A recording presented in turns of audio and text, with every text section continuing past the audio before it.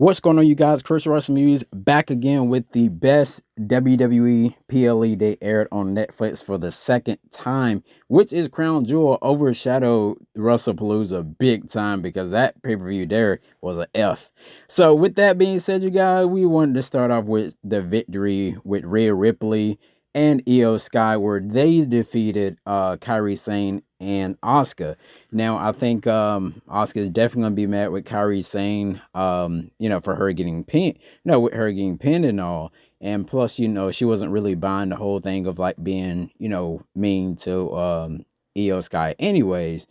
So with that being said, you guys, I wonder later down the line, could Oscar get like another tag partner or something like that? We'll definitely have to see.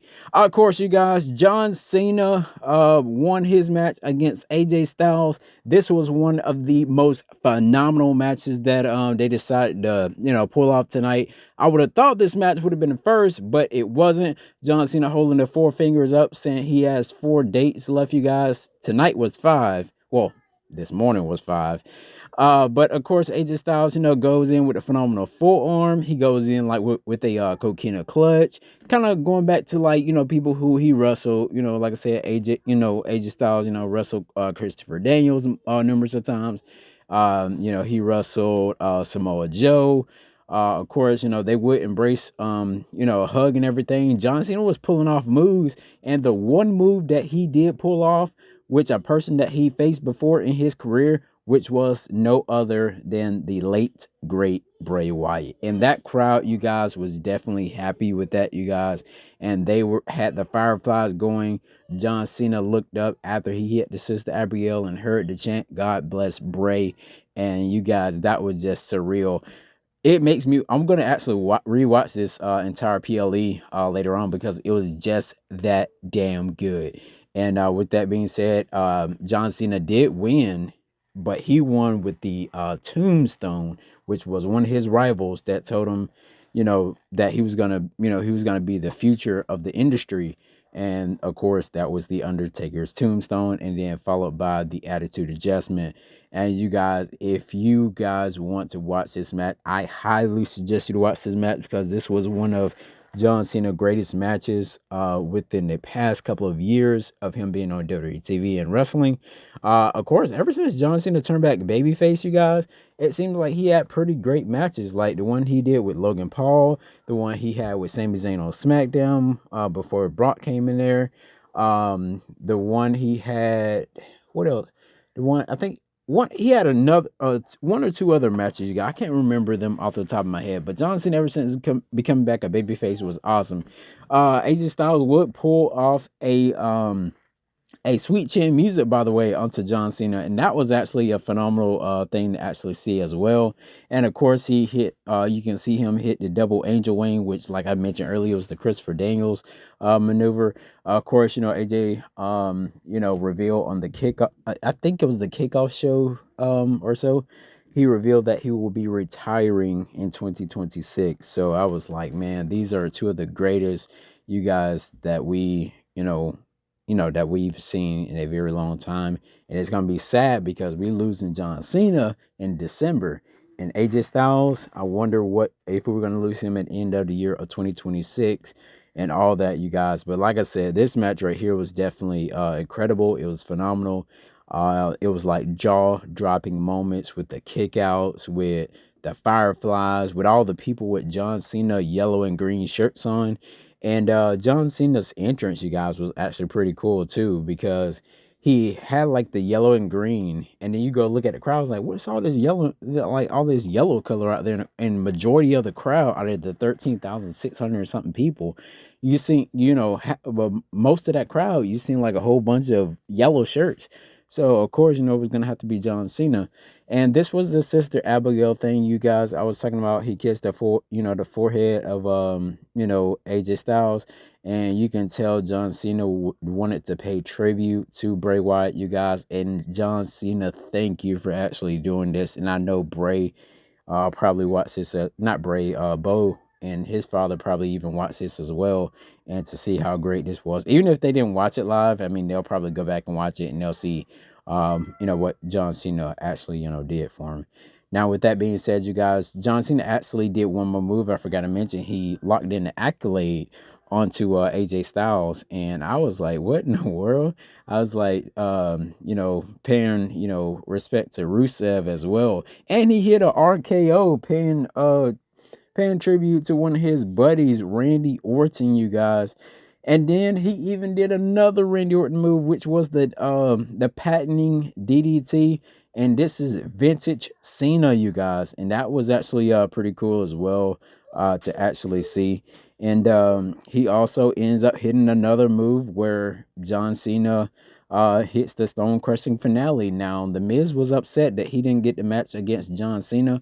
Hopefully they'll get some kind of interaction or match like on Raw or SmackDown, or more likely it's gonna be on Raw because John Cena already, his last date was already there.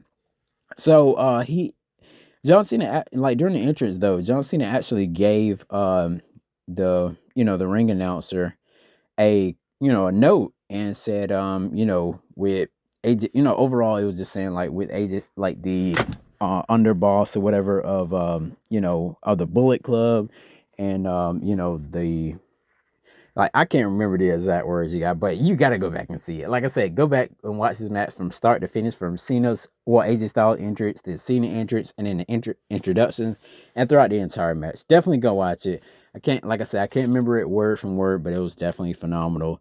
And like I said, John Cena, you can definitely see that it was yellow and green, and of course it had camels on there as well. I mean kangaroos. Well, I said camels, I meant kangaroos, you guys, to represent, Australia. And I know this is something that the people in Australia would definitely keep. Stephanie Vaquer would become the second ever women's crown jewel champion. She got the ring. She got the finger pointed up, you guys. Triple H came in to, of course, reward her that thing. I think Tiffany Stratton caught a concussion because she was trying to hit a swanton onto Stephanie Vaquer, but she ended up landing on the knees, you guys, of Stephanie Vaquer, and you can see she was holding her head, and she was, I think they had to call an audible, and of course that the referees have the mic thing in their ear, and that's where they're talking like to the writers back there, and maybe they had to just change the plan at the last minute. I don't know if that was the case, but we'll have to see what's gonna happen there with them. Who's gonna be the next opponent for Tiffany Stratton or few? I don't know yet. We already done did Nia Jax. We already done did you know yeah, we did Nia Jax. We did Jade Cargill already. But yeah, we'll see. Congratulations to Stephen Becker. Now, Jay Uso, you guys, came out there, of course, with Jimmy to try to help Roman because Roman was trying to spear Bronson Reed through the barricade. But of course, you guys, what happened with that is Roman Reigns ends up getting speared by Braun Breaker. The Uso, well, Jay's song actually hit, and that's where both of the Usos came out, you guys. The Usos, of course, they they did cost Roman Reigns the match where Jay actually speared Roman through the table. And then Roman already told them on Raw, you hear Jimmy and Jay was like, I got you, I got you. And then of course, yeah, you got them all right. You got them through that table and cost them the match and had Bronson Reed to win. But then again, it's good for storytelling because Bronson Reed actually needed to win his match simply because with that, you guys, Bronson Reed needs that big win, and he needs to be taken serious, of course. But I still feel like the vision is gonna crumble come the night after Survivor Series. So we'll definitely see what's gonna happen there. So of course, you guys, Roman Reigns, you guys, I feel sad. He was telling the Usos, he was like, I'm tired of this shit. He was like, y'all don't understand. I told y'all I got this. I want to do this on my own. But of course, you guys, he got pancaked to the mat. And Roman Reigns' arm was bleeding and everything, you guys. That's why the referee had the black gloves on. I thought Bronson Reed mouth was bleeding or whatever. But yeah. Anyways, you guys, with that being said, let's go ahead and continue on to talk, about the next match that's going to be coming up here in a second. But before we do that, it was just great to see Seth Rollins, you guys, won the Crown Jewel Championship. Of course, way back in like 2014, 13 or whatever, We remember Triple H and Seth Rollins, and Triple H said that Seth Rollins was going to be the future of this industry and all that, you guys. But I feel like more when you say future of this industry, you got to look at people like Braun Breaker, like for real. Like you got to look at people like Braun Breaker. So that's like only like in their early 20s, and then you look at Seth Rollins, he's like in his late 30s, almost in his 40s, kind of like Roman and the Usos.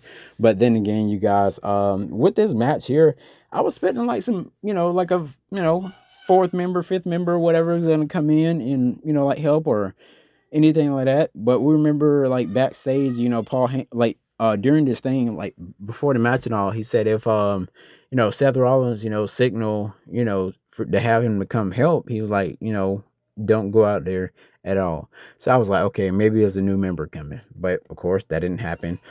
Seth Rollins, ends up getting the watch that Cody gave him at WrestleMania for helping him defeat Roman Reigns. But of course, Cody Rhodes would go with a avalanche, somewhat kind of maneuver of a crossroads, you guys, off the top rope. Thought Cody was gonna win it here, but of course, no. Cody definitely likes to, have someone else, to, he wants to like put over and stuff like that. So with that being said, you guys, I thought this was like actually pretty cool and all. But of course, Seth Rollins, would do the cartwheel and then that little Stardust thing, and you see Cody Rhodes looking at him like, "Man, are you serious? Come on, man." And then with that being said, you guys, we ended up getting Rollins over there yelling at Michael Cole and stuff like that. And I'm surprised he didn't go after Wade Barrett because Wade Barrett, was saying that wanker thing and all that on SmackDown yesterday. So of course, you guys, they showed the Crown Jewel Championship. Seth Rollins, kind of had on like a attire that he first fought Cody in when Cody returned back to WWE, I think in 2023. And then of course, Cody Rhodes, wearing his, usual attire. But now this was the part, you guys, I was saying where Braun Breaker was backstage with Bronson Reed, and of course Paul Heyman was there and said, Seth, does this hand gesture, to signal for y'all to, come out, don't do it. And yeah. But anyway, Seth Rollins will become victorious, you guys. The match was pretty cool. Rating on the show, I have to give it a 10 out of 10. Great PLE. Thank you, WWE, for all you do. And we'll see you guys in the next video.